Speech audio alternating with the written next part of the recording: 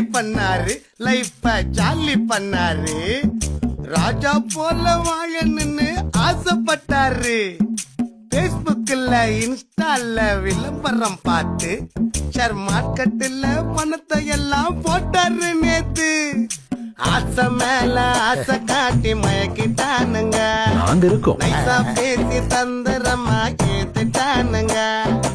ஊரை சுத்தி கடனை தானே வாங்கி போட்டாரு. அவர் போலியான ஆளுங்கள நம்பி போட்டாரு. பணத்தை அள்ளி விட்டாரு. கமான் கேக்கு.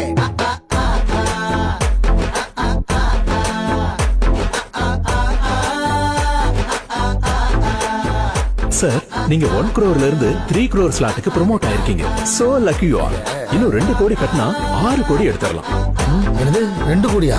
அவரு வீடு வாசல் சொத்து, பொண்டாட்டி நகைய பித்து, நண்பரெல்லாம் சேர்த்து வாங்கிட்டாரு கை மாத்து. பொட்ட பணம் மொத்தம் குறைய பிச்சுன்னு கொட்டா. நம்பிக்கைன்னு இருந்தாரு, ரகைய கட்டின்னு பறந்தாரு. என்ன கதை ஆச்சு, என்ன கதை ஆச்சு.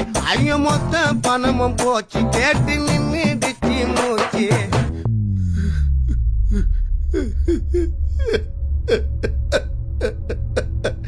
டேய், என் பணம். டேய் பாவீங்களா, என் பணத்தை திருப்பி கொடுங்கடா.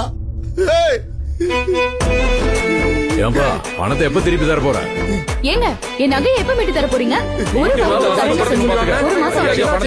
இப்பவே வேணும். சார், நாங்க உங்க பணத்தை தரமாட்டோம்னு சொல்லலையே.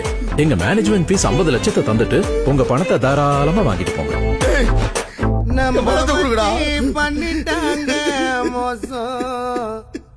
அவர் லைஃப் ஃபுல்லா மொத்தமும் நாசம்.